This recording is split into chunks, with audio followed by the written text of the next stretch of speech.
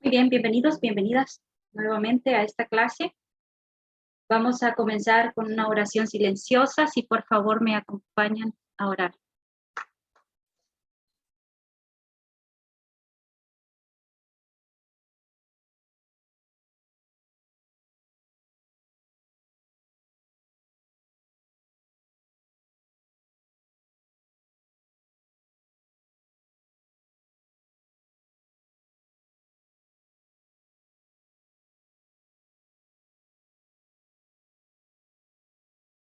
Amén. Amén. Bien. Antes de poder iniciar con la presentación de esta mañana, el tema es sobre la homosexualidad. Quise ponerle como subtítulo ¿es pecado o no? Para que pudiésemos ver el desarrollo de toda esta pregunta para llegar a esa respuesta. Hay un desarrollo muy estructurado y poder conocer por qué nosotros hablamos de la homosexualidad y qué es lo que pensamos, qué es lo que pensamos de la homosexualidad en el movimiento. Y antes de todo esto, quisiera agradecer al Señor también, porque creo que es la mejor manera para nosotros de poder entender y comprender mejor un tema y todo el desarrollo cuando nosotros lo preparamos para enseñarlo. Y este tema incluso es como que yo he escuchado las clases sobre esto, pero yo quería tener algo propio, es decir, una secuencia estructurada de por qué llegamos a esto. Entonces es como que quisiera decirlo para motivarnos a todos, que si queremos entender bien un tema X, cualquier sea, la mejor forma pienso que es poder enseñarlo, porque así ponemos todo ese empeño, toda esa preparación para poder explicar cada uno en sus detalles. Y el siguiente tema, tomé algunas citas, voy a hablar de algunas citas también de Ted, de Parminder, de Elena White, y me inspiré bastante en el tema, este tema fue presentado en Francia, también fue presentado en Canadá, pero obviamente más desarrollado porque es sumamente largo y yo traté de hacerlo un poco más corto, pero es decir, tomando los temas. Yo les invito a que vean el original o después se lo paso, porque es mucho más estructurado, ¿ya? Pero las citas, muchas de las citas sí las tomé de ese estudio para poder ver ahora este tema de la homosexualidad. Bien, quisiera empezar, no sé si tengo aquí para compartir pantalla, creo que sí. Voy a estar compartiendo algunas diapositivas, como también voy a estar usando la pizarra. Ahí está. Ya. Bien, quisiera empezar con esa cita. ¿Alguien voluntario o voluntaria que quisiera leerla? ¿Puedo leerle? Adelante. ¿Leo? Sí, adelante, adelante. Ninguno de nosotros recibirá el sello de Dios mientras en nuestro carácter haya una mancha o suciedad. A nosotros nos incumbe enmendar los defectos de nuestro carácter y limpiar de toda contaminación el templo del alma. Entonces caerá sobre nosotros la lluvia tardía, como la temprana cayó sobre los discípulos el día de Pentecostés. Hola. Bien, gracias, Jorge. Muy bien, quisiera empezar con esta cita porque quiero que destaquemos ese asunto, este punto del carácter, de la importancia del carácter, y que vean ustedes cómo nosotros, mientras haya un defecto de carácter, mientras haya una mancha de carácter en nosotros, dice, ninguno recibirá el sello de Dios en nuestro carácter, de Dios, mientras en nuestro carácter haya una mancha, y mientras tenemos que quitar esos defectos de carácter, limpiarlos de toda contaminación, entonces podremos entender cabalmente el mensaje, y tal como pasó en la historia de los discípulos. Pero quiero que pensemos en esta cita durante el desarrollo del tema, porque nuestra lucha ha sido poder ver nuestro carácter cómo está nuestro carácter, cómo es. Creo que esa es nuestra lucha diaria, individualmente como movimiento, porque nuestro objetivo es poder representar el carácter de Dios, es ser esa parábola viviente de Cristo, ¿no? Poder representar el carácter de Dios cabalmente. Y mientras estamos en esa lucha, estamos siendo educados constantemente para poder desaprender, para poder limpiar de nuestra mente todas aquellas creencias opresoras o todas aquellas creencias irracionales que nosotros teníamos, para poder ver mejor. Y todo esto es un proceso, no es una emoción que ha pasado de un día para otro, que sentí la presencia de Dios y ya cambié. Todo esto es un proceso. Lo hemos visto como movimiento y lo hemos visto personalmente. Pienso que es algo que ha pasado en nosotros, ¿no? Todo ha sido un proceso y así nuestra lucha es poder tener un carácter limpio, un carácter que asemeje el carácter de Dios. Bien, mientras vamos hacia la ley dominical, estamos viendo una agitación de la cual Elena White habló. ¿Qué es esa agitación que nosotros miramos? ¿Alguien puede ayudarme? ¿Cómo podemos nombrar esa agitación que vemos en el mundo?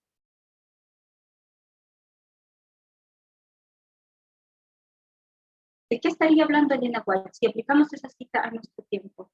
¿Qué es esa agitación la que nosotros estamos viendo mientras vamos hacia la ley dominical? La lucha tal vez por los derechos humanos. ¿Sí?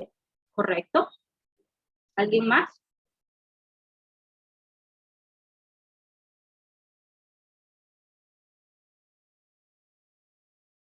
Estamos estudiando y entendiendo la igualdad. Cuando nosotros hablamos de igualdad, estamos hablando de todo eso, los derechos humanos, hablamos de las opresiones, el sexismo, hablamos de incluso el racismo, nacionalismo, homofobia, y todas estas cosas las estamos viendo que el mundo está siendo agitado fuertemente, ¿cierto?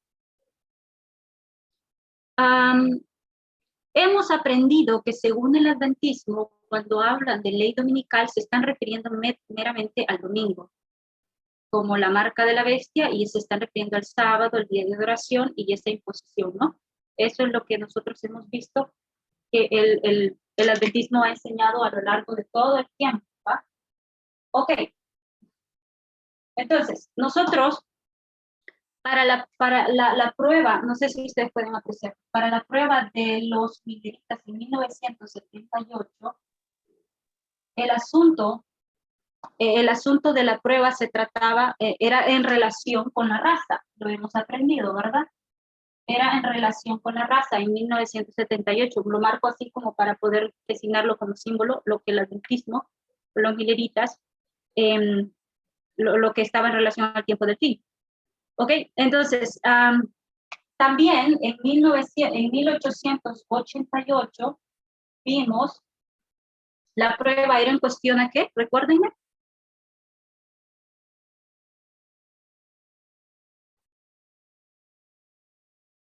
¿En qué trataba la prueba en 1888? De reconocer y aceptar las líneas. 1888. Sobre la adoración del sábado. Correcto.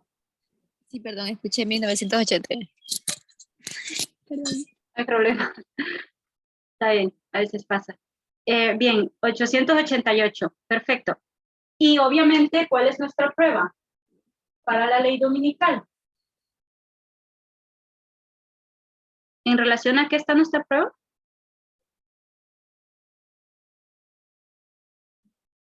Sexismo. Correcto. El género. ¿Ok? Hablamos de sexismo, el género. Así que tenemos estas tres pruebas en esta línea. No la hice toda, pero es lo que quiero remarcar, ¿va? Bien, entonces, si los mileritos fueron probados en cuestión de la raza, los mileritas, nosotros somos probados en cuestión al género. Así que ese es el centro de nuestro mensaje. Y cuando hablamos de género, no solamente estamos hablando de mujer, como mucha gente entiende, ¿no? La mujer, sus derechos. También incluimos a la comunidad LGBTQ. Así que, por tanto, ahora nosotros no nos conviene solamente mirar, voy a ver si puedo quitar esto para que, mal, ¿verdad? A ver. Ahí. Ok. Así que nosotros, por tanto, ahora solamente miramos, no solamente miramos en cuestión de la raza, estudiando el pasado, sino que también vemos en la historia militar, sino que también estamos viendo la homofobia, estamos viendo esa agitación, el sexismo, y cómo estos pecados han sido acariciados a lo largo de toda la historia y cómo esto ha obstaculizado en gran manera el desarrollo de ese carácter de Dios en la humanidad. Así que cuando se presentó el tema de las dos maldiciones y se hizo la línea del racismo y luego la línea de género se trajo de Edin a Edin, cuando se presentó esto, para entender todo lo concerniente al sexismo, al racismo, a la homofobia, era necesario aprender también no solamente a leer correctamente la Biblia y a entender los versículos, sino que también se enseñó a poder leer correctamente la Constitución, a poder entender el mundo político y no solamente encajonarnos en una línea de pensamiento ideológico, religioso, donde sataniza todas las cuestiones o asuntos políticos. También tuvimos que ver ese asunto, poder entender cabalmente el mundo político, cómo leer y entender la Constitución, el mundo religioso, cómo leer correctamente la Biblia, las Sagradas Escrituras. Se ha dicho que desde el tiempo del fin, en nuestro tiempo, 1989, Satanás, el gobierno de Satanás, vamos a leer aquí, respecto al racismo, ¿te refieres a 1798? Sí, cuando hablo de la raza, no sé si el comentario respecto a esto. Cuando hablo de la raza, estamos hablando del racismo, ¿no? Acá, en 1798. Digo 1798 porque ya sabemos que es todo ese periodo. Llegamos a 1750 y vemos la ley de los esclavos fugitivos y vemos todo ese proceso. Ok, entonces, en 1989 nosotros hemos visto cómo Satanás ha intensificado grandemente todos sus esfuerzos por poder retroceder los derechos de la mujer, por ende, por supuesto, los derechos de la comunidad LGBTQ. Está muy enlazado. Si queremos hablar sobre la comunidad LGBTQ, tenemos que hablar sobre los derechos de la mujer, por supuesto. Esto está vinculado. Ok, entonces, pero para poder preparar al pueblo de Dios en el tiempo del fin, en 1989, para preparar al pueblo de Dios, tuvieron que levantarse 3 movimientos. Y esta fue una preparación no solamente para el pueblo de Dios, sino también para el mundo en su totalidad, para el mundo entero. ¿Ya? Y todos estos 3 movimientos tuvieron que ver con los derechos humanos, como Solange lo mencionó al principio. Esa es agitación, tuvieron que ver con los derechos humanos. Como dijo, voy a citar René Cassin, lo tomé de uno de los artículos enviados sobre la Declaración de los Derechos Humanos que fue enviado al medio Broadcast. El desprecio, y él dijo que la ignorancia y el desprecio de los derechos humanos ha sido una de las principales causas de los sufrimientos de la humanidad. Precisamente lo que está diciendo René Cassin en el segundo borrador de la Declaración Universal de los Derechos Humanos es lo que vamos a ver nosotros. La ignorancia y el desprecio de los derechos humanos ha sido una de las principales causas de sufrimiento de la humanidad.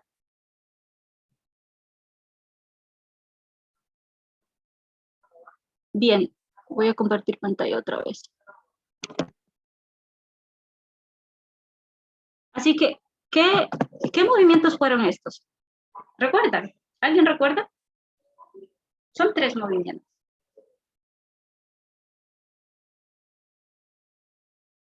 ¿Te refieres a los que se desprecian o a los que están en lucha a favor?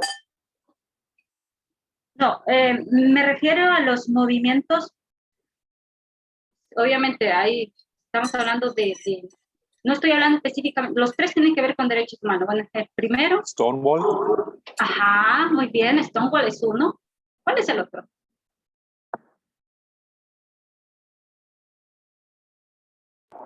Fueron previos a 1989. Obviamente esto tiene su desarrollo desde entonces hasta hoy. O sea, fueron los 60, 70. La segunda ola del feminismo. Correcto, la segunda ola del feminismo. ¿Cuál es el otro? Los derechos civiles. Correcto, los derechos civiles. Ahí los tenemos. Perfecto. Los derechos civiles, la segunda ola del feminismo y Stonewall. ¿Bien?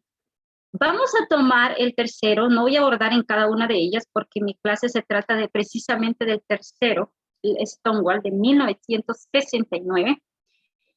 Todas estas luchas tienen que ver con el género, ¿ya? Todas.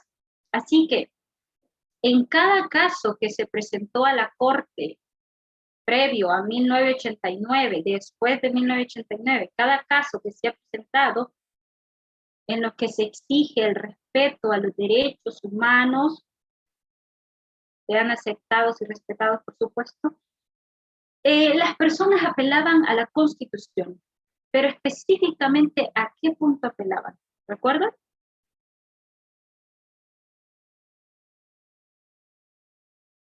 ¿Puedes repetir la pregunta? Todos estos derechos tienen que ver con la cuestión del género. Ahora, los casos que se han presentado a la Corte Suprema, donde requiere que los derechos sean respetados, ya, las personas obviamente van a apelar a la Constitución, pero específicamente, ¿a qué parte de la Constitución? La 14ª enmienda. La 14ª enmienda. Solo estamos recordando, esto es un ejercicio nada más para recordar. A la 14ª enmienda, las personas van a ir allí. Y quiero hablar un poquito del pasado, para volver aquí, a este punto, en cuanto a la cuestión de la raza, ¿ya?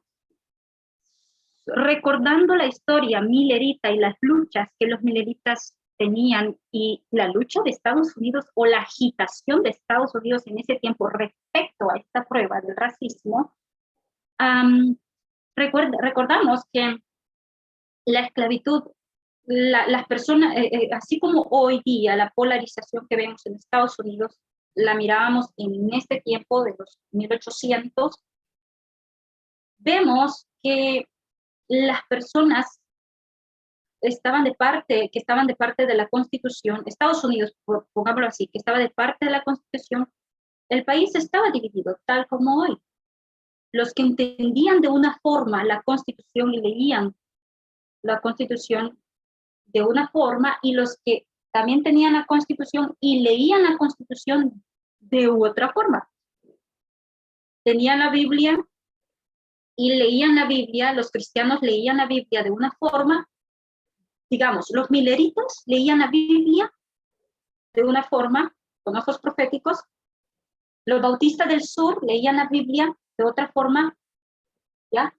Y entonces, todo en cuestión de la raza. Entonces teníamos esta división, tanto interna como externa, ¿ya?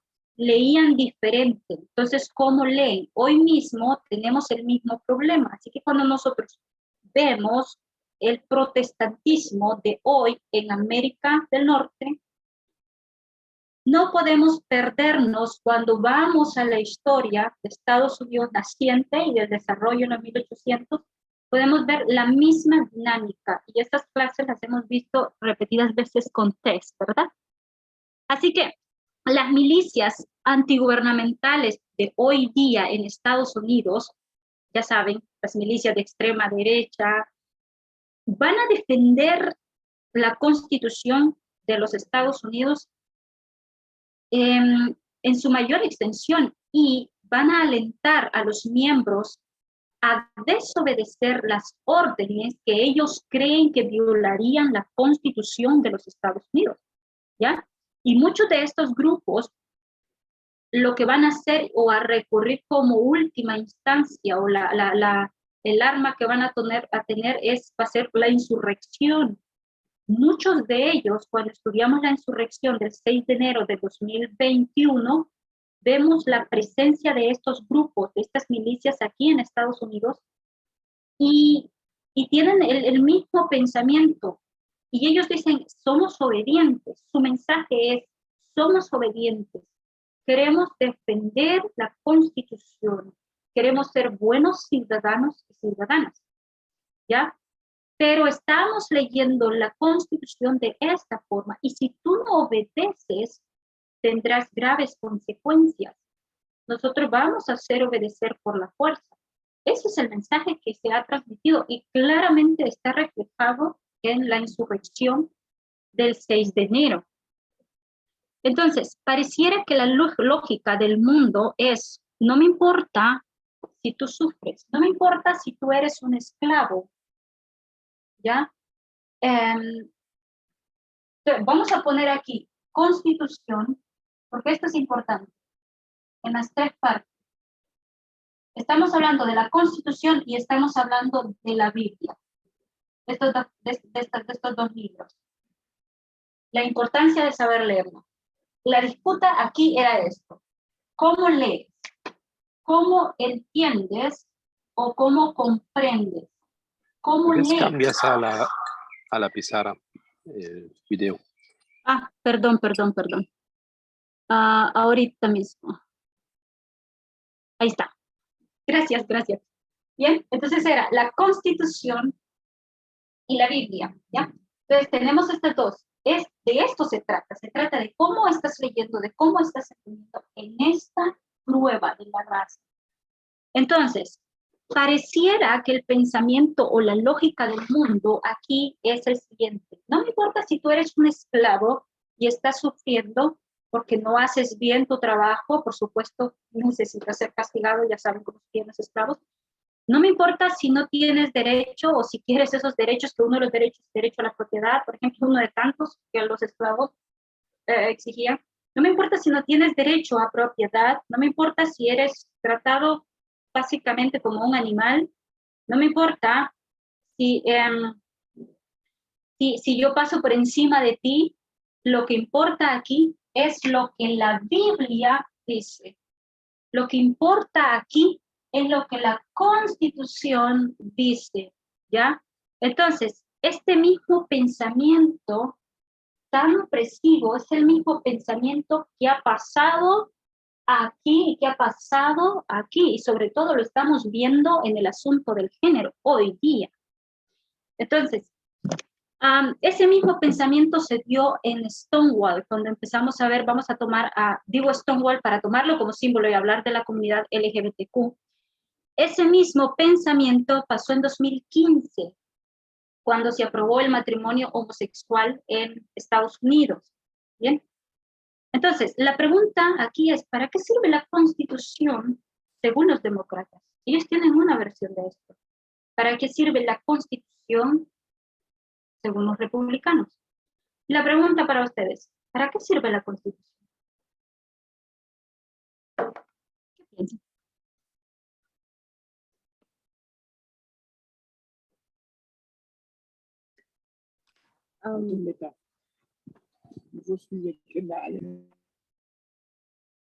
Diga. Podemos decir que es una carta que es donde se protegen los derechos civiles. Correcto. O sea, su función principal es proteger los derechos civiles de los ciudadanos.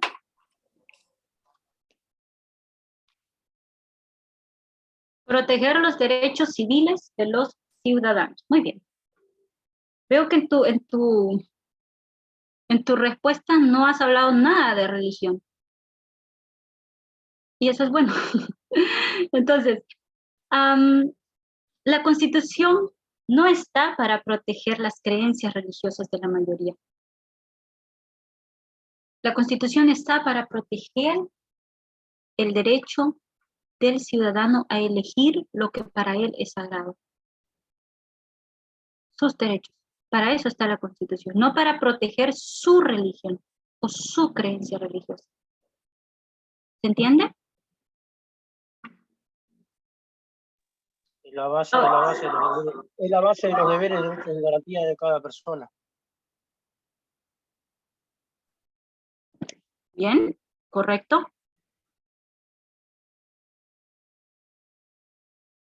Ok, entonces, volviendo a este asunto de la Constitución, la lucha de A.T. Jones que él tenía era la lucha en la ley dominical, ya cuando nos remontamos a 1888, él luchaba, su lucha tenía que ver, él no luchaba con el día domingo, su lucha era sobre el hecho de que la mayoría había declarado algo como meramente sagrado o religioso y que eso religioso o eso sagrado debía de ser protegido por el gobierno.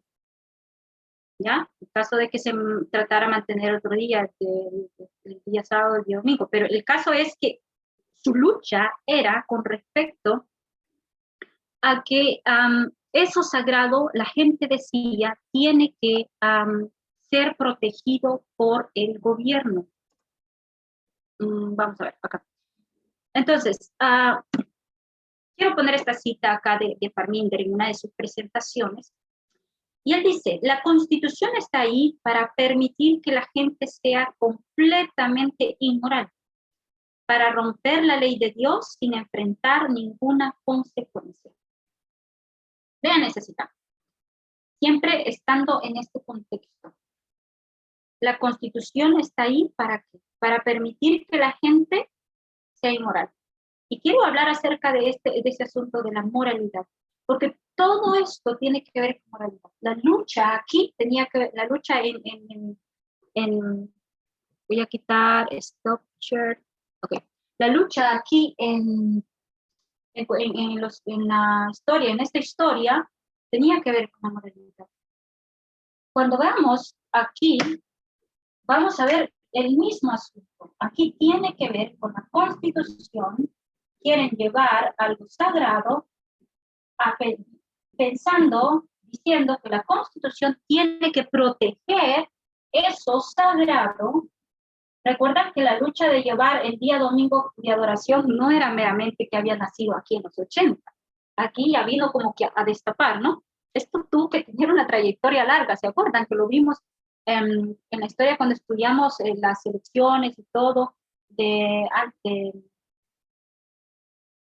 ¿cómo se llama? Ya lo olvidé. Pero el predicador que estaba antes de los 1800, que era muy influyente incluso en la política, que él traía también esas ideas del domingo como día de adoración. Entonces, todo esto se estaba alimentando.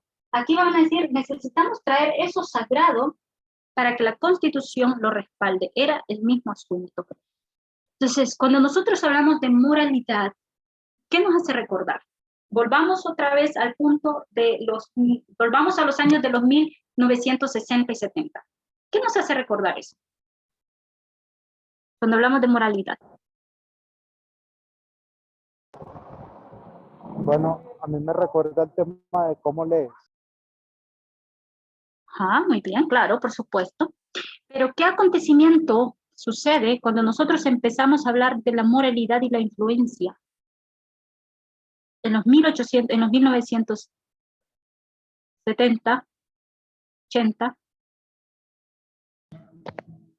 Se levantó la mayoría moral. Correcto, exacto. Ahí es donde nosotros vamos a ver este movimiento. Y es importante que nosotros veamos que este movimiento tuvo una gran influencia grandemente en esos tres movimientos que vimos, que eran los derechos civiles, el feminismo y Stonewall, en los tres. La influencia que tuvo la mayoría moral, porque la mayoría moral se levantó como respuesta a esas transformaciones sociales que estaban habiendo en Estados Unidos, esas transformaciones culturales, y a es como contrarrestar o como respuesta, la mayoría moral se levanta con ese propósito, ¿ya?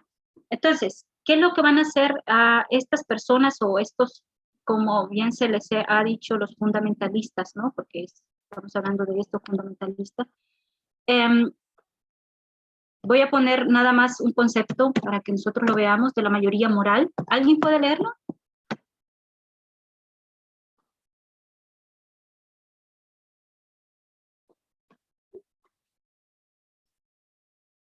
Yo lo leo ahorita. Perfecto. Los fundamentalistas cristianos estaban alarmados por una serie de acontecimientos que, en su opinión, amenazaban con socavar los valores morales tradicionales del país. Entre ellos se encontraba el movimiento por los derechos civiles, el movimiento feminista, el movimiento por los derechos de los homosexuales, la moral sexual relativamente permisiva que prevalecía entre los jóvenes y la enseñanza de la evolución. Además, se opusieron a la sentencia del Tribunal Supremo de Estados Unidos que prohibían la oración en grupo iniciada institucionalmente y la lectura de la Biblia en las escuelas públicas. Muy bien, gracias Liliana. Entonces, en este contexto, hablamos de Jerry Falwell, el líder de la mayoría moral, que va a describir como pro familia, pro americana, que defendía todos los valores sociales o las tradiciones, o ¿cómo le llama? Tradiciones culturales del país, y en ellos incluían lo que ustedes están viendo allí en pantalla, ¿no? Los derechos homosexuales, derechos por la enmienda de la igualdad de derechos, feminismo. Entonces, esto se transformó en una amenaza para las mentes religiosas conservadoras en Estados Unidos. ¿Y qué es lo que van a hacer estas personas? Algo que quiero mencionar antes es que en 1989, Jerry Falwell va a decir y va a declarar que la misión de la mayoría moral de poder transformar las mentes o llevar las mentes a un escrito está, y que ellos vieran que estos tres movimientos eran completamente inmorales o completamente desobediencia de parte de Estados Unidos a Dios, que esto no era bíblico. Aparte de que él dice, ok, la misión está cumplida, dice Jerry Falwell, ¿ya? Pero todavía queda un problema para resolver. ¿Qué creen usted que era ese problema? Dice, hay un problema todavía que queda sin resolver en la política de Estados Unidos. La clase de Marco del viernes pasado, creo. Aborto. Entonces, ya les hice recordar, aborto. Entonces, él dice, queda este problema que resolver todavía sobre el aborto. Entonces, lo que va a hacer la mayoría moral es, si bien es cierto, ya no vemos que el líder ya no es lo mismo el hijo de Jerry Falwell Jr., sin embargo, vimos más adelante el proyecto Bliss, que es otro movimiento religioso, y entonces la influencia que tuvo en todas estas mentes de las personas para poder posicionarse fuertemente de un lado, de una parte, y es que en la historia milerita, por ejemplo, cuando teníamos a los bautistas del sur defendiendo arrésimamente la esclavitud, cuando ellos agarraban la Biblia y leían esos versículos donde decía que la esclavitud estaba bien, Abraham tuvo esclavos, ¿ya? Entonces,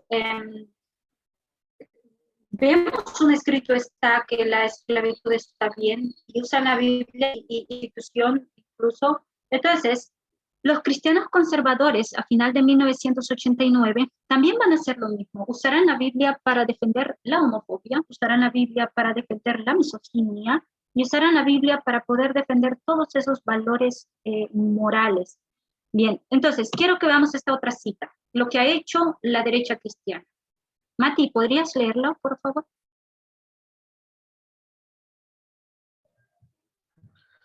Dice, la misión de la derecha cristiana es la restauración de una sociedad en armonía con el orden divino. El deseo de restaurar un fundamento sagrado para la sociedad y el Estado. Tiene un énfasis particular en los valores morales y familiares tradicionales. Este énfasis en la moral lleva a la derecha cristiana a luchar duramente contra el aborto, el feminismo, la enseñanza de las teorías darwinianas de la evolución de las especies, el matrimonio entre personas del mismo sexo y la restauración de las estructuras familiares tradicionales. Bien, gracias. Ok, entonces ahí estamos viendo el propósito, que es la misión de la derecha cristiana.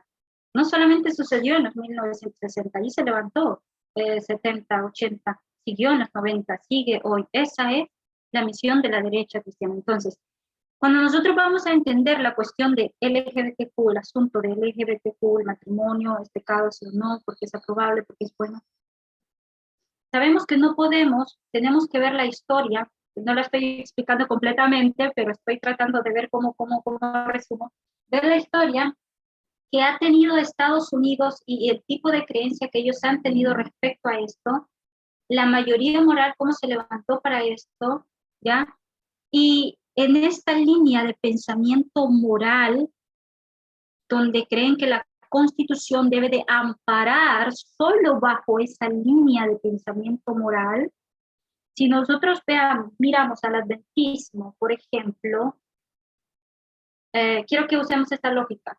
Si miramos al adventismo y miramos a este movimiento, tenemos dos instituciones sagradas, el sábado y el matrimonio, ¿verdad? Ambos creemos en esto, el sábado y el matrimonio, instituciones sagradas. El protestantismo, por supuesto, no cree en el sábado como una institución sagrada, pero sí cree que el matrimonio es una institución sagrada.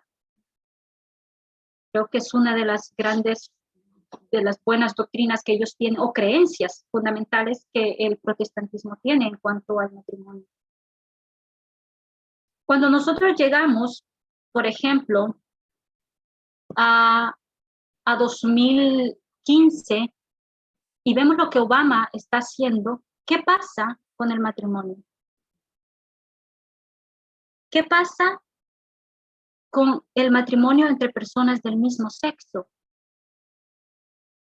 ¿Qué derecho tiene? Diga. Que es aprobado. Correcto. Exacto. Pero vean esto, ¿qué derecho tiene la mayoría a decir, la mayoría protestante, qué derecho tiene a decir que el matrimonio es algo sagrado, creado por Dios? Que el matrimonio entre un hombre y una mujer es algo sagrado, es una institución sagrada y que tenemos que protegerlo.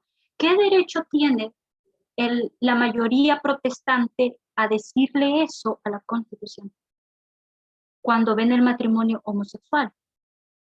¿Saben qué dijo Parminder respecto a esto? Cuando dio la clase, él dijo, yo digo que esa es una violación a la Constitución. Lo mismo que sucede aquí. Necesitamos que el sábado es sagrado. ¿Qué derecho tiene la mayoría protestante, perdón, el domingo? ¿Qué derecho tiene la mayoría protestante en 1888 a decirle a la Corte Suprema que el domingo es un día sagrado? ¿Qué derecho tiene aquí a decirle, cuando vemos el asunto de la Constitución, porque estamos viendo que está, no sé si se ve,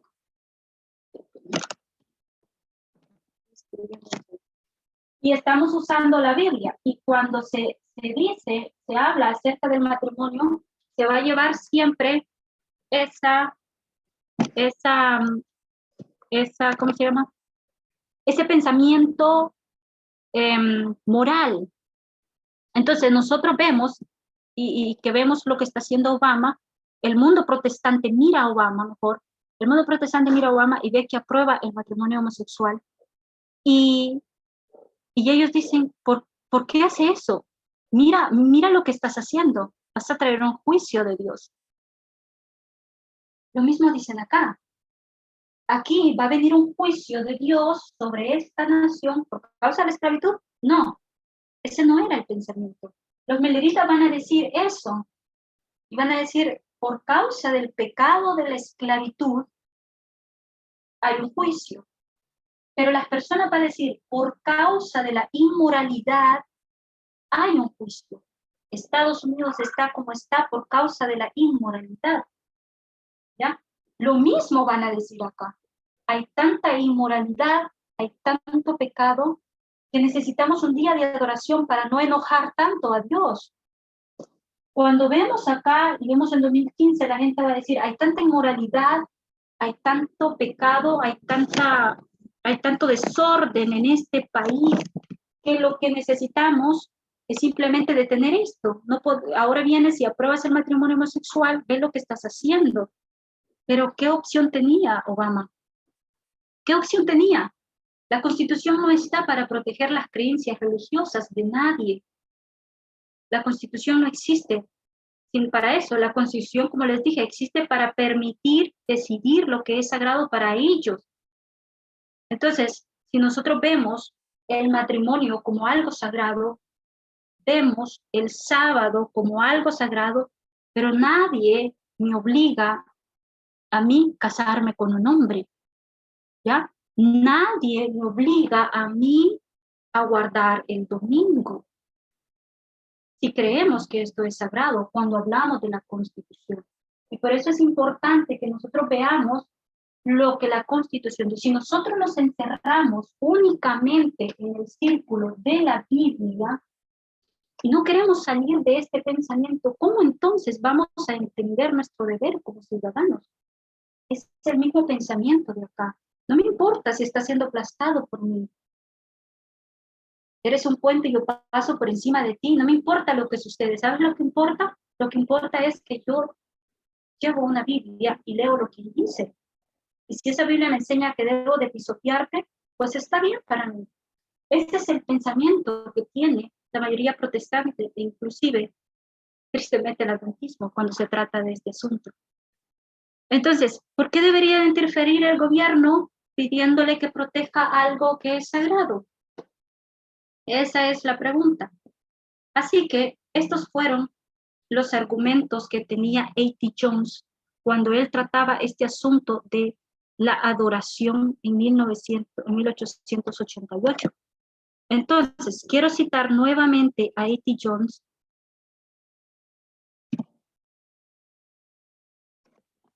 Quiero que alguien pueda leerme esta cita. Alguien que no haya leído, por favor.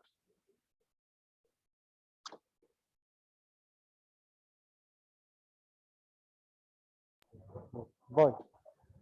¿Me oyen bien o me oyen entrecortado? Un poquito bajo. Tal vez si te acercas.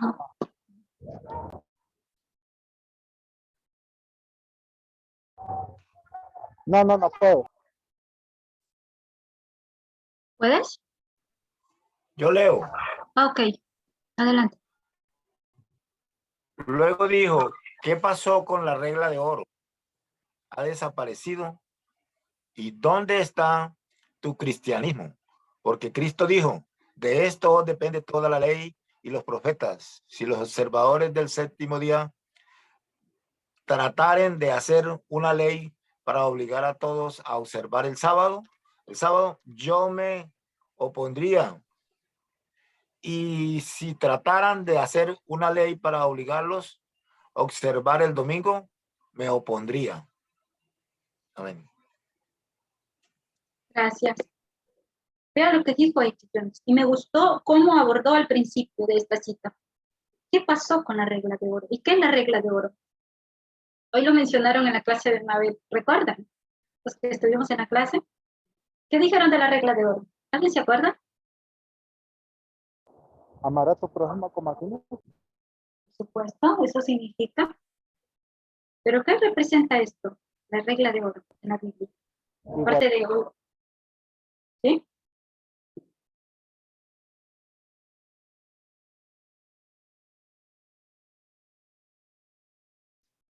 Fíjense que, solo véanlo desde este punto, desde este pensamiento. Sé que hay una clase sobre esto que menciona la regla de oro. Solo véanlo desde este punto. ¿Qué pasaría si cada uno de nosotros o el ser humano en realidad guardara la regla de oro con respecto a este punto?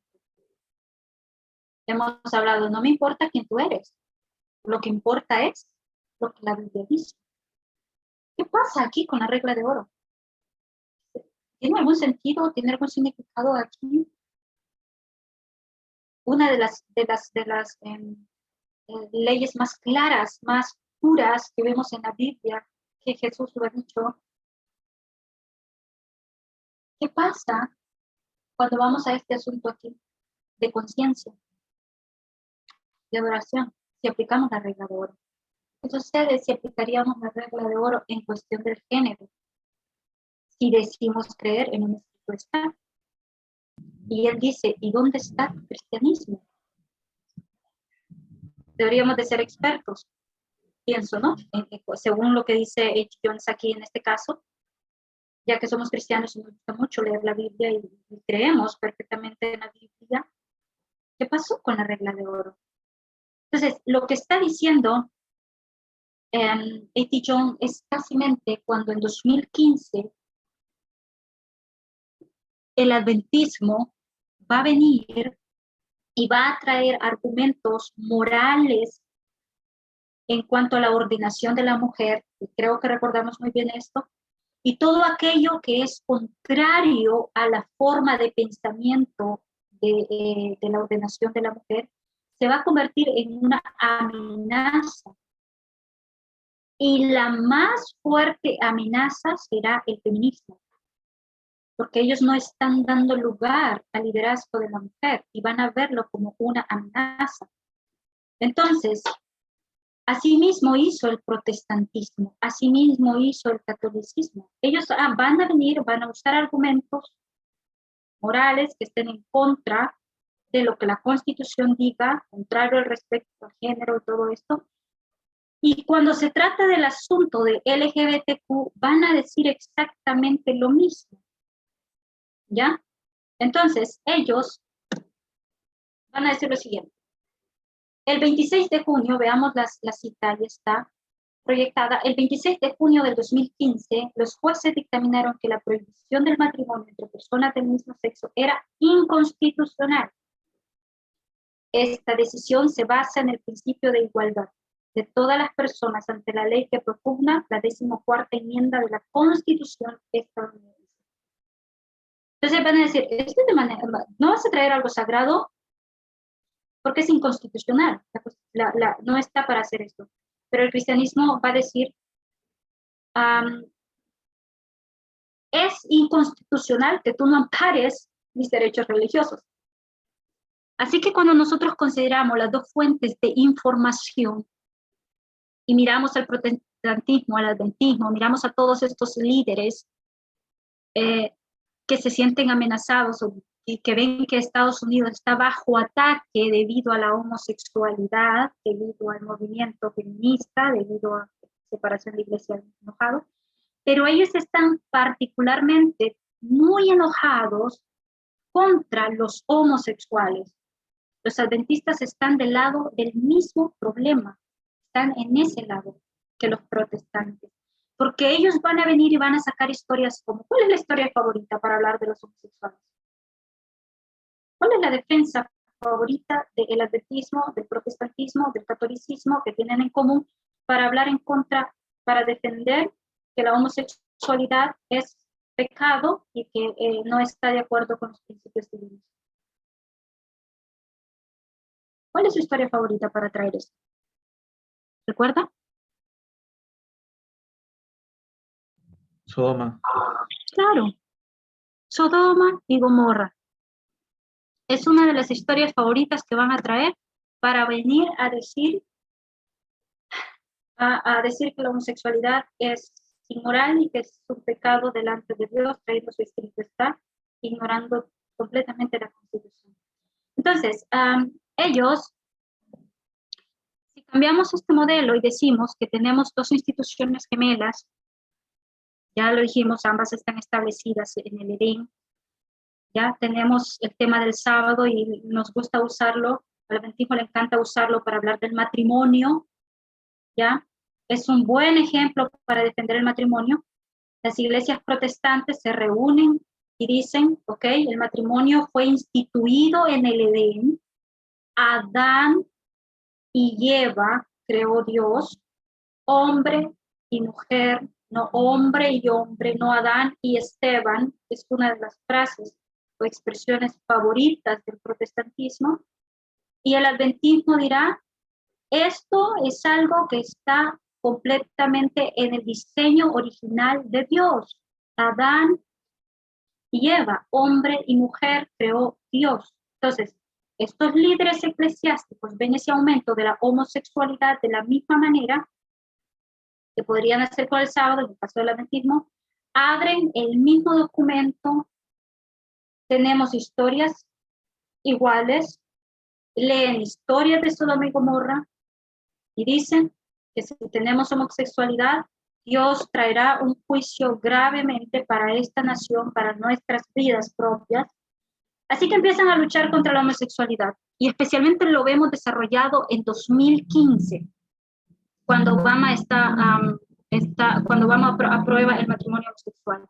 Y Ted Wilson va a decir hoy día y va a decir siempre, la iglesia se está enfrentando a cuestiones teológicas y van a usar la Biblia como su regla de fe y después de abrazarla fuertemente y abrazar el escrito está por encima de cualquier objeción, van a decir, ¿es discriminatorio adoptar una posición en contra de estas prácticas homosexuales?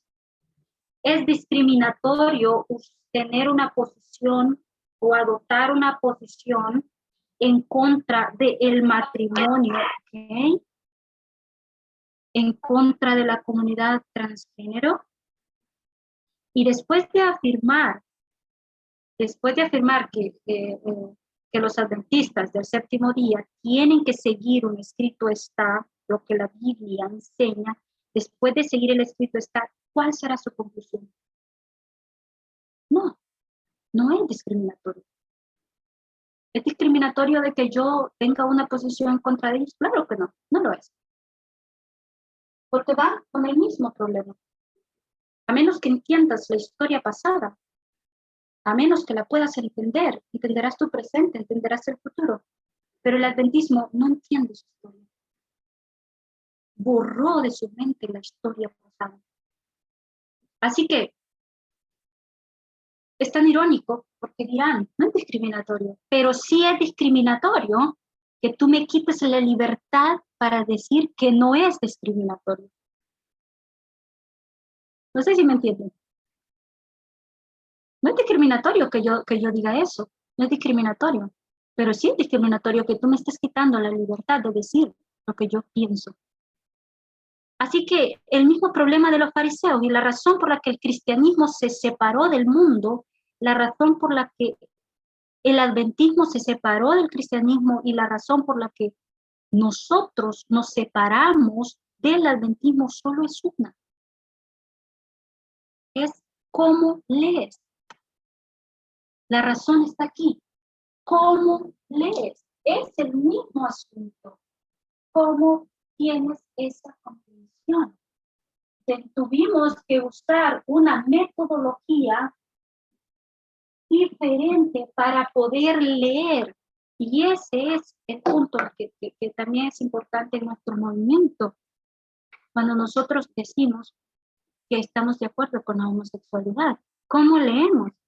¿Ya? Leemos de forma diferente y esa es la razón por la cual nos vimos obligados a separarnos. Hay un refinamiento en la metodología porque leemos el mismo libro, pero leemos de forma distinta. Y es por eso que cuando llegamos a estos asuntos tan problemáticos como lo es el aborto, como lo es los derechos de LGBTQ, el matrimonio y todas estas complejidades de las relaciones humanas en este mundo, ya que podría justificarse en la igualdad de género. Es decir, lo que sucede es que fundamentalmente las cosas las ven diferentes, las vemos de manera diferente. Esto es lo que sucede. Así que van a defender usando Sodoma y Gomorra, y dirán los homosexuales son sodomitas, son malvados, ¿ya? Para que sean salvos deben de dejar de ser homosexuales, convertirse a heterosexuales y entonces serán salvos. Pero cuando hablan de sodomía, ¿a qué se refieren? ¿Alguien recuerda qué significa eso? ¿Qué es sodomía? Sodomía. ¿Alguna idea? Es el abuso del fuerte sobre el débil. Es una cuestión de abuso. Correcto. Creo que lo has resumido muy bien. es una cuestión de abuso. Inicialmente el término sodomía incluía las prácticas que no daban lugar a la generación. Así que en los juicios de hombres, a hombres por el delito de sodomía, se encontraban acusados a hombres por el delito, acusados por la bestialidad, el abuso, lo que Solange dijo. Y aquí dice, en un principio designaban prácticas teñidas de paganismo, al menos experimentadas como fuera del mundo cristiano. Sodomía inicialmente designaba a los herejes, luego los perpetradores de actos sexuales y físicos. ¿Ya? Entonces la acusación de sodomía se dirigía a una forma de acto sexual y no a una categoría de personas. Eso era sodomía. Eso designaba llanamente. Y me gustó y quiero compartir algo que leí acerca de esto cuando estamos hablando de Francia, cuando se quitó, se despenalizó el delito de la sodomía en 1791. Mary Lemercy, ella era una hermafrodita en los años 1601 y ella fue acusada por el delito de sodomía. ¿Por qué? Porque ella era hermafrodita y llevaba ropa de hombre y tomó a una esposa y fue juzgada y fue condenada a la hoguera por este causo, ya, por el delito de la sodomía y la abominable lujuria y todo eso. Entonces, pero nunca se aplicó a las mujeres homosexuales, porque el hecho de sodomía era solamente penetración. Sodomía significaba penetración, ¿ya? Entonces, en este caso que la condenaron a ella a la hoguera era el hecho de que ella asumió un papel masculino y también la indocumentaria del sexo masculino, ya saben, ¿no? Entonces, el delito se aplicaba a la transgresión de género. La mujer se viste de hombre, en el caso de Mary Lemercy, y representa, por supuesto, un peligro para la sociedad. Representa, socava la separación del sistema binario, ya saben, ¿no? Entre ambos sexos. Entonces, a ella fue acusada. Este es un caso que está en 1601. Pero cuando llegamos a 1791, el delito que fue despenalizado, no lo tengo ahí, esto por los revolucionarios, entonces eso no incluía lo que nosotros llamamos ahora homosexualidad, sino todos los actos sexuales sin finalidad procreadora. Era todo el tipo de abuso. Eso era sodomía. Porque, ¿recuerdan ustedes cuándo fue que se creó por primera vez la palabra homosexualidad? Yo no estoy segura. Y tal vez alguien me corrige, pero creo que fue en 1868. Yo iba a Pero sé decir que 72, pero puede que tenga razón. sí, no tengo duda, pero imagínense dónde estamos viendo la palabra homosexualidad, desde dónde nosotros la estamos viendo, ¿ya? Entonces, Parminder dirá algo y dirá que la vasta mayoría de las personas, cuando hablamos del tema de homosexualidad, antes de esto, quería mencionar el tema de sodomía, porque también cuando nosotros decimos esto significa Sodoma y Gomorra, y leo la Biblia y digo que eso es, creo que el sentido común me dice que cuando yo leo, investigo lo que significa sodomía, tengo un problema. O tiene un problema la Biblia, o tengo un problema yo, en la forma de interpretación. ¿Ya? Así que aquí debería haber un problema. Cuando venimos a ver lo que significa sodomía, yo vengo a leer historias de ángeles que violan las creencias sobre esto, la historia del Génesis, cuando vamos a Génesis y empezamos a leer, no, mira, esto es que fue un castigo de Dios, pero fuego del cielo. Entonces, todo esto tenemos que tener una lógica para poder entender la Biblia, y eso lo muestra la metodología, correctamente. Y otro punto que Parminder mencionará y dirá es que la mayoría de las personas en el mundo homosexuales, y él dice cuando lo dijo en 2021, no entienden la orientación sexual ni el género, no entienden la diferenciación entre estas cosas. Y esto también es importante. cuando nosotros hablamos de género, no nos referimos solamente al concepto de lo que es género, sino que también nos estamos refiriendo a todo lo que significa esto, orientación sexual, lo que significa sexo, y todo este asunto para poder llegar a entender. Todo esto es importante también tenerlo en cuenta. Así que cuando vemos género, como lo dice allí, es una construcción social. Sexo es muy diferente. Son las diferencias, características biológicas y fisiológicas de los seres humanos. Pero orientación sexual es muy diferente. Y ahí lo dice. Atracción es una atracción física, romántica que una persona tiene hacia otra y es permanente en las preferencias. También dirá aún más específico y hablará de la identidad de género incluso, ¿ya? Y dirá que el ser humano se ve a sí mismo, no física, no biológicamente, sino que se hace una visión de sí mismo, de su identidad, quién soy yo, eso es identidad de género. Ese hombre puede decidir ser, esa persona, perdón, puede decidir ser un hombre, esa persona puede decidir ser una mujer, ¿ya? ¿Por qué? Porque género está más en cuanto a constructos sociales. Eso es género. Cuando nosotros hablamos de género, estamos hablando está más inclinado a las construcciones, ¿ya? Atribuciones sociales, creencias que se construyen en base a una cultura, en un momento histórico y todo esto. Pero orientación sexual, que algunas personas usan mal, dicen inclinaciones sexuales, preferencias sexuales, pero eso es lo que queremos que veamos. Orientación sexual no es una preferencia sexual, nada más, o una decisión, ¿ya? Entonces, orientación sexual describe eso, a la persona física y romántica, ¿ya? Es la atracción que una persona siente hacia otra, y esto encapsula todas estas cosas. Así que de manera simplificada es cuando una persona siente atractiva a otra persona, ¿ya? Y esto no tiene edad. Desde que empiezas a socializar con el mundo, no sé tú, pero al menos yo a mis 5 años ya me gustaba alguna escuela, por ejemplo. Es como que es algo que tú no lo estás haciendo, no lo decides.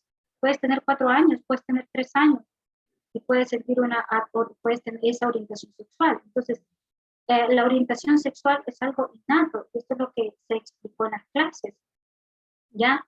Pero esto está reducido solamente a las mujeres, está reducido que pase solamente a los hombres. Creo que no es así, ¿ya? Es al ser humano, el ser humano. Cuando decimos ser humano, estamos poniendo a hombres y a mujeres, ser humano, y no lo estamos poniendo en condición de su sexo, ¿ya? Estamos hablando de ser humano en su ser, en su totalidad. Entonces, el ser humano tiene una orientación sexual, ¿ya? Y una de las formas más fáciles de comparar esto será con esto. Si el género son creencias y atribuciones sexuales, y la orientación sexual es algo fijo, no es una decisión ni elección ni preferencia, entonces, cuando vemos el estudio que hizo Parmenides sobre el pecado y la naturaleza pecaminosa, y él llegó a estas conclusiones diciendo, el pecado es una elección. La naturaleza pecaminosa no es una elección. Nacemos con una naturaleza pecaminosa, pero nosotros decidimos pecar, no pecar. Y ahí es donde vuelve el tema del carácter en nosotros, en nuestras vidas. Nosotros decidimos qué carácter tener. Entonces, el pecado es selección, la naturaleza pecaminosa. Y ahí es donde nosotros llegaremos a esta conclusión. La orientación sexual, así como la naturaleza pecaminosa, no es pecado. La heterosexualidad, así como la naturaleza pecaminosa, no es pecado. Porque tú no eliges ninguna de ellas, ninguna de estas cosas que puedes ver de manera elocuente. Puedes ver de manera elocuente y sencilla que la homosexualidad no es pecado. Ni siquiera la ciencia incluso puede decir, ¿no? Puede hablarnos a profundidad en cuanto a la orientación sexual.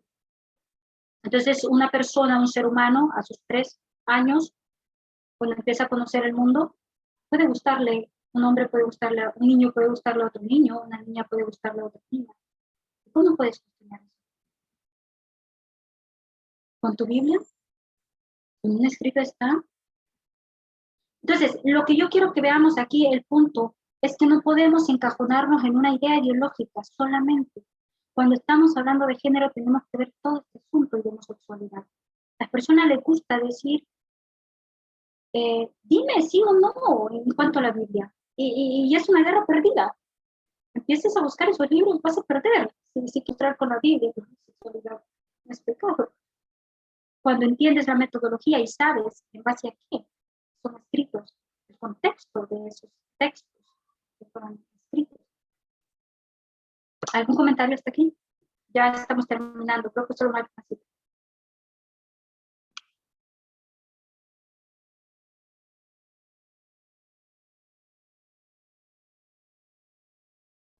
Bien, quiero leer nada más, esta no la proyecté. Quiero leer lo que Parminder dijo en uno de los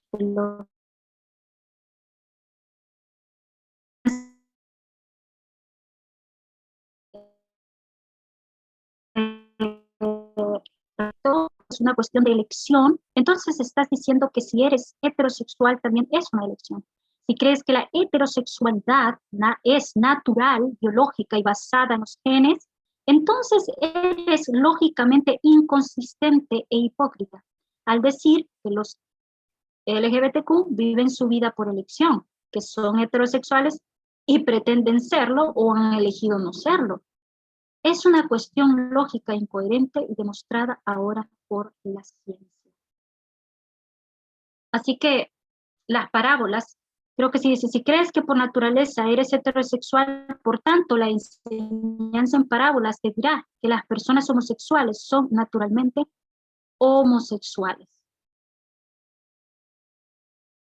Y el último argumento que la gente va a traer, ok, si crees que eres homosexual, entonces no debes de tener sexo. ¿Por qué? Van a decir celibato. Y solamente quise poner porque también se van a ir a Mateo, por supuesto, aunque Mateo, Jesús ahí lo aclara, ¿no? Ustedes lo han visto. Pero Elena White incluso lo dirá, en el caso de los adventistas, que Jesús no impuso el celibato. No es eso. El propósito original de Dios era restaurar el matrimonio, ¿ya? Y esto no solamente incluye el matrimonio entre hombre y mujer, es el matrimonio entre hombres y hombres, mujeres y mujeres. Es el matrimonio homosexual. Y esto fue parte de nuestro mensaje en la formalización del mensaje, es este asunto. Entonces, ellos dirán, si eres gay, quédate soltero, deberías de hacerlo. Pero al usar esta metodología estándar que estamos viendo aquí en esta cita, vamos a ver de que el objetivo era restaurar el matrimonio, el objetivo de Dios, así como también el objetivo del sábado. Es muy bíblico imponer el celibato a las personas.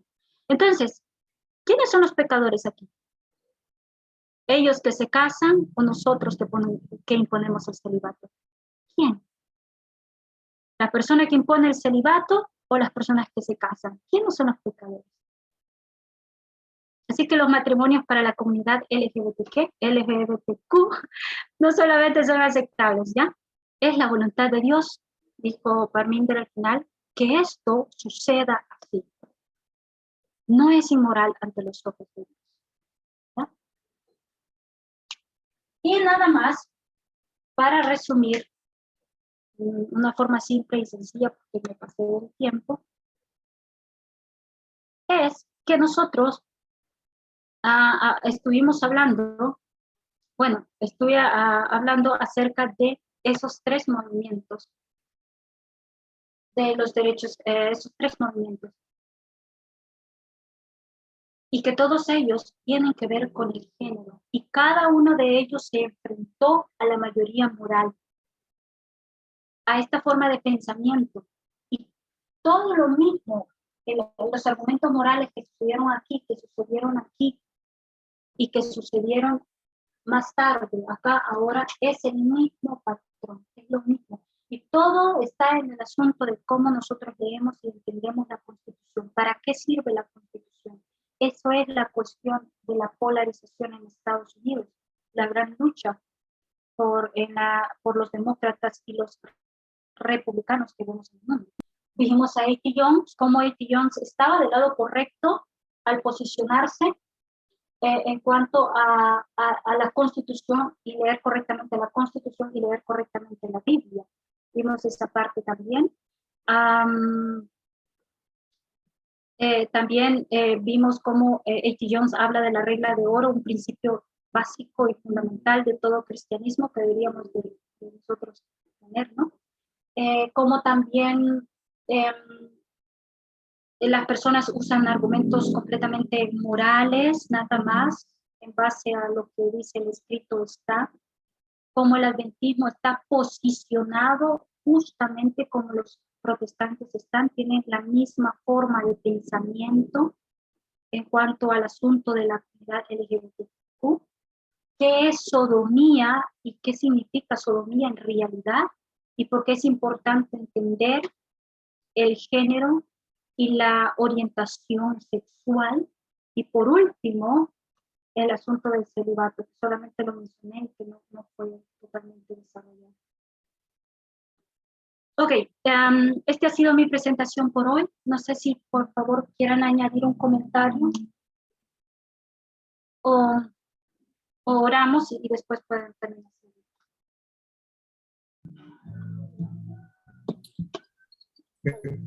Yo quería... ¿Me escucha?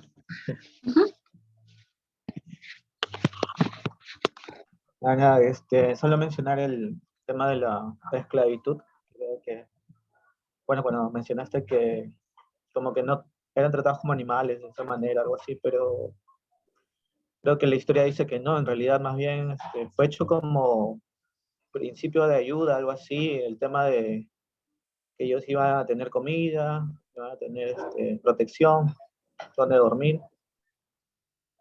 No hay, digamos, historias de torturas ni nada de ese tema.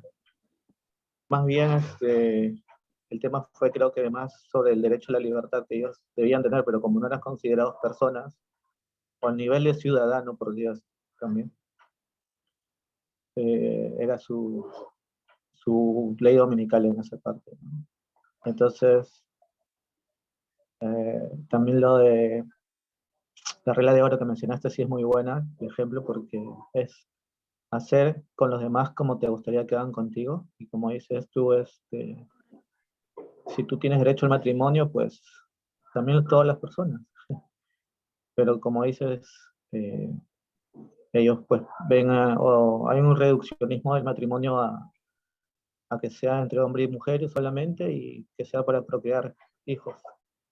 Y como es una manera tan simple, ya de esa forma lo ven, ¿no? Entonces, no hay otro principio, o mejor dicho, no se debe llevar hacia la relación homosexual, ¿no? El matrimonio, pero como dices tú, en sí el matrimonio es un principio que se basa en la armonía entre dos personas que quieren vivir juntos, y bueno.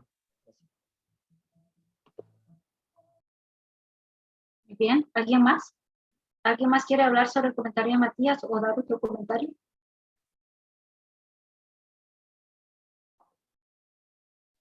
Yo estaba pensando en algo que dijiste durante el tema y me dejó pensando bastante. Cuando tratamos de lo que es el pecado de Sodoma y Gomorra, nosotros entendemos que es un abuso, ¿no? Es el abuso entre el fuerte sobre el débil o el grande sobre el chico. Pero cuando llevamos esto, por ejemplo, a nivel de esa temática del matrimonio homosexual, esto también se torna en lo mismo, porque como cristianos, muchas veces los protestantes terminan queriendo oprimir a ellos bajo ese mismo concepto, ¿no? O sea, somos más o somos moralmente más aptos que ustedes como para hablar de esa situación y tratar de reprimir ese derecho que ellos tienen, pero sigue siendo abusivo. O sea, sigue estando el concepto de Sodoma y Gomorra, y aunque ellos lo ven hacia el pecado de ellos, digamos, en ser homosexual, porque es así como lo califican, y está mal, de hecho, el pecado en realidad está del lado de ellos, por querer imponer algo que no, algo sobre los demás, así a la fuerza, digamos, ¿no? Que los demás no creen. Es un constructo que existe en tu mente y que conservaste, digamos, ¿no? Y realmente creo que nosotros somos muy afortunados en haber contado con este mensaje que abrió nuestros ojos, porque estoy seguro que muchos de nosotros estábamos en la misma postura. Y de mi parte es como agradecer mucho a Dios para que nosotros podamos seguir aprendiendo de este mensaje, seguir viendo y formando nuestra mentalidad, nuestros conceptos a semejanza de los de Cristo. Nuestro objetivo tiene que ser parecernos mucho, mucho a Él, aprender lo más que se pueda y parecernos a Él en mentalidad. Correcto. Gracias, Solange. Mira tan fácil que se ve la regla de oro, ¿no? Parece que fuese tan fácil cumplirla y podemos verla reflejada en este asunto. Cuán difícil ha sido para las generaciones cristianas poder ver este principio. Y es tal cual, en cuanto a la sodomía, en cuanto a todo esto. Yo expliqué en términos básicos lo que significaba, pero lo ves en esencia en todas las relaciones abusivas.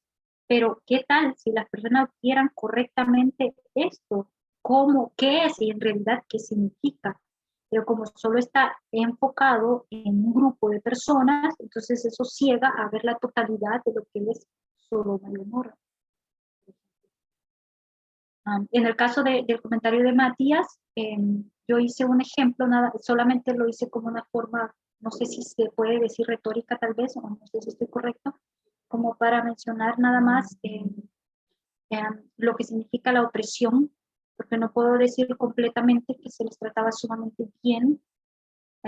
Tampoco hay casos tal vez muy aislados, o casos donde se les trataba bien a los esclavos, casos donde no se les trataba bien. Pero yo lo que quiero decir es el pensamiento, lo que se dar así como un pensamiento de opresión hacia una persona, como que si no nos importara el sufrimiento de una persona para poder ponerlo por encima para poder pisotear a esa persona o a ese sistema en cuanto al racismo, ¿no? A la raza, cuestión de la raza, o sea, a pisotearlos con la Biblia en la mano, profesando que somos hijos obedientes de Dios. Ese fue el sentido que yo quise dar. No sé si fue así que se pudo comprender. No, sí, tienes razón. De hecho, sabemos que también obviamente había violaciones de los derechos dentro de esa esclavitud, ¿no? De hecho, las mujeres sufrían mucho también.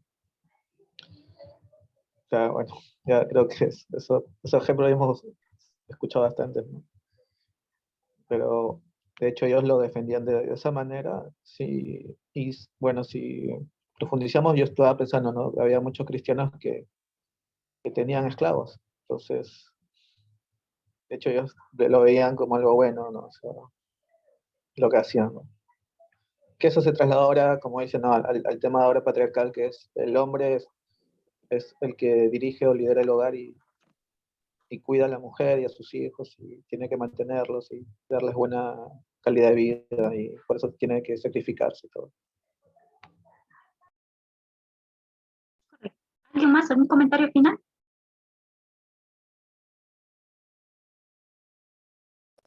¿Ok? Ya, alguien corre para hacer un comentario. Un momentito.